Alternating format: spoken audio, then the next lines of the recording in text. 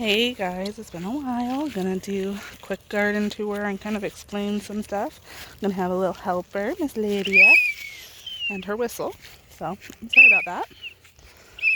So, we're walking up to the garden right now. I'll probably just be doing the actual garden and not the stuff on my back porch because most everything has been moved to the garden, and we will be moving most of what's left back there up here. My green stalks will stay on the back porch. Hold on, sissy. Hold on. Good job. And then the pots and stuff, maybe. But I'm thinking I'm gonna want them up here. So here we go. Right now, just kind of have rolled up fencing. It's when we wrapped the yard, it's just the leftovers, and so we have it secured by this little guy. Eventually around the tops, this one's not really tall enough, but we're just gonna have to make it work. And all of these trees, I think we cut them to 10 feet. So they got put in the ground a couple feet, and then we have really high where we can put a ribbon up there to act as deer deterrent. Because if you watched my stories recently, we definitely have deer. But we got this specific fencing because we have rabbits, and I didn't want to spend all this time. This is a big space.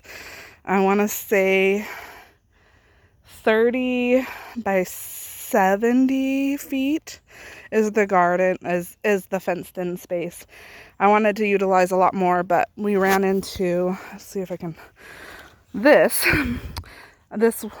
is proving to be what was a building site, and there were these, Lydia, please stop, these dug into the ground that basically the foundation sat on. So along here, oh, and they're every, what did I figure? There's sometimes they're along that outside edge, and same with here. I mean, obviously there's two here because this one right here is sitting on top of another one. This is one we dug out. And so they're about every 10 feet width and length. So that is why we have this grid pattern going on. And it's really been helpful for breaking up the garden because I was getting very, very overwhelmed with it. This one, at first I thought I was going to dig down the walkways to the level to which these footings were at. This one was substantially lower, and none of them are at the same exact height. So it kind of makes it so digging pathways to the level of the stones didn't make sense. But we did do it in this first little entryway area, so we moved all that dirt over to on top of here because we've got about 4 to 6 inches of topsoil, like good growing medium soil, on top of what is pretty compact clay. It makes sense for it being a building site that's underneath is pretty compact. So this was my attempt at giving the plants more room to grow. I planted this one plot way more dense than I did the others. All these plants and trays and pots that you see around just haven't been planted yet. My starts to plant all of these tall spaces. So we're getting through it. Slowly but surely we're getting through it. I know it's super late into the growing season, but we'll get there and we'll learn on the way. So this was an experiment there. That cloth is also an experiment. The cloth I wanted, you can see over here, is a more plasticky. Lydia, please stop. You're hitting the plants. Thank you. More plasticky and like actually blocks the light out. This lets light through. It's more of an actual fabric, not a plastic ground cover. So I'm having some, you can kind of see. It's kind of hard to see, but you can see all the weeds still growing underneath, so it's not doing what I wanted it to do. The mulch. Mommy, what are you talking to? This is just chipped up trees that we've cut down on the property, and we're putting it around the edge of the fabric, so we're not having to mow right up to the fabric, destroying the fabric. So this was a way to kind of seal in the gardens. Just a few examples of that. This bed was also soil brought over from the pathway into there to give it some more room to grow. That is the edge footing, so there's lots of rocks and concrete and cinder blocks along there. You can kind of see right there, those cinder blocks. Yeah, so we use these, the ones that we pulled out. We have 2 of them that we dug out. We had a 3rd one that we had to half out and I put back into the ground because I didn't want to deal with it. And moving, I think I counted that there's about 24 of these guys in there, and it takes both John and I to pick them up, and a lot of work at that to pick them up out of the ground. So there are tables and seats now. Mom, look at my hair. Some of my hair is pink. Is it pink? Did you get paint in it from your well? So this is another one that we mounded up so that they had more soil. It also, it's hard to see because the sun's kind of behind a cloud right now, but this area also is shaded most of the afternoon because of these giant pine trees. The arms come out. That is a giant cloud, huh? Yeah, some storms coming through today. So plants that need to go into the ground. This one is got the heavier woven plastic. By the time I got to here, I kind of got a system. I have 4 main plants in the corners, and there's a little bit of everything. So there's a pepper here, a cherry tomato. This, I believe, is the black strawberry cherry tomato. A purple tomatillo, and then back in the corner is a ground cherry. And then I did basils and chamomile. The tomatillos, baby, they'll be purple when they're ready.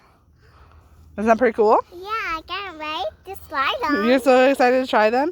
And this one's a purple tomato. So basically, yeah, a little baby one. This one's big.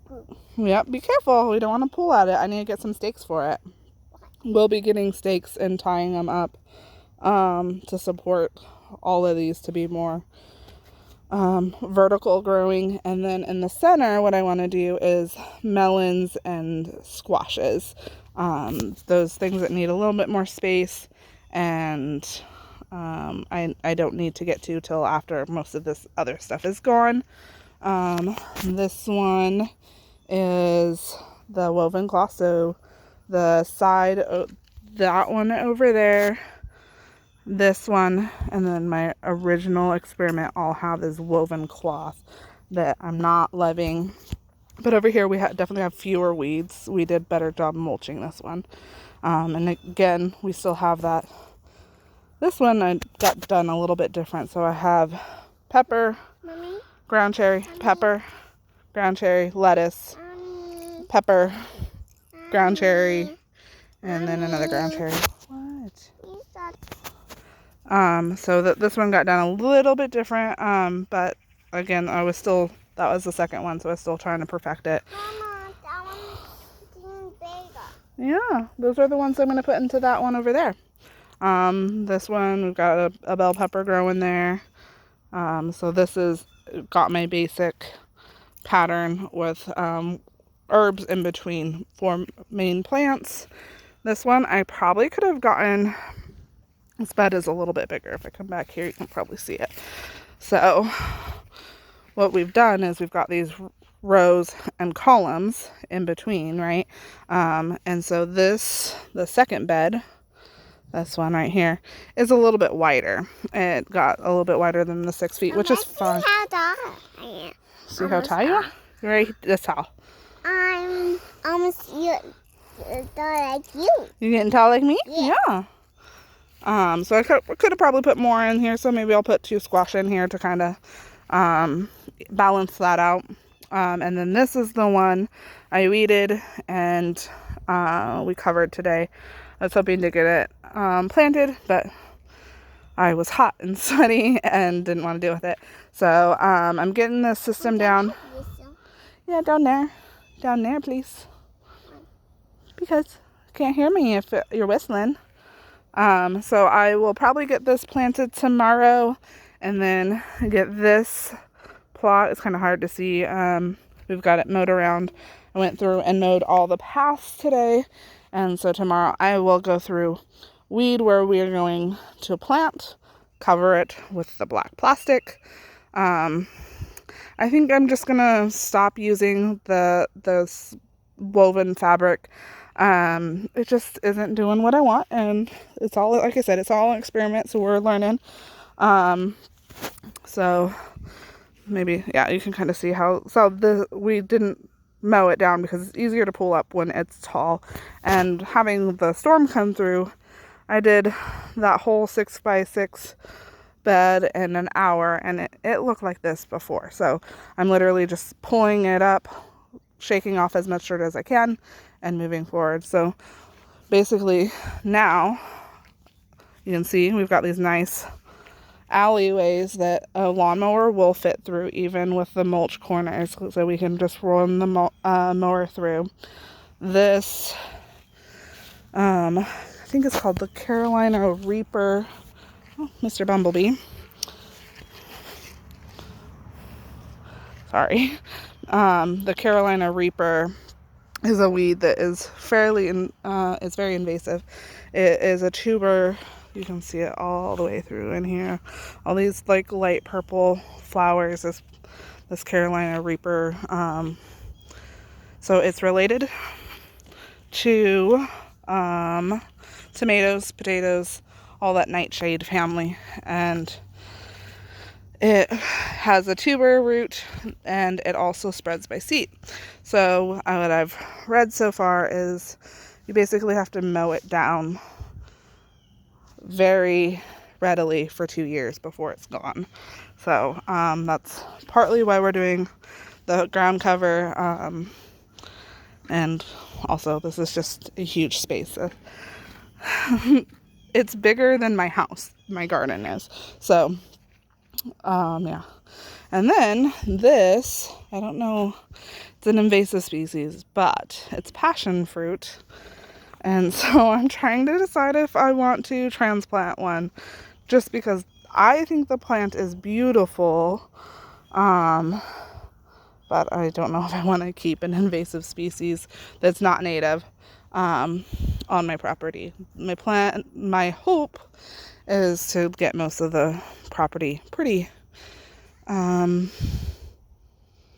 native species only. So there's a berry patch over there that's got blackberries and blueberries, and I kind of want to build on what God has already done on this property. It's very overgrown, but we'll kind of just go from there. We've got tons of species of trees, and coming from the Pacific Northwest, where I've always been told we have a plethora of trees, it has nothing on this place. So just kind of an aerial. I'm gonna hear my kids screaming in the background, sorry about that.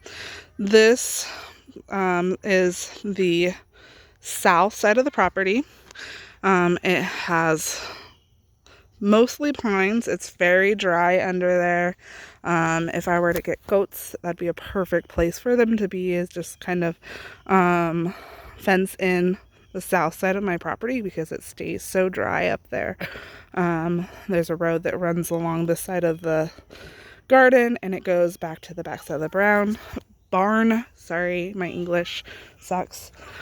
And so you can kind of see we still have to clear out some trees that had fallen and were growing to regain that road. But it goes to the back side of the barn. Behind the barn, there's a lot of overgrown meadowlands. And by that, I mean they're really grassy areas, but because we have so many different types of trees, it's trying to rewood. And I'm pretty sure they had the space for horses, and you can see the animal trails.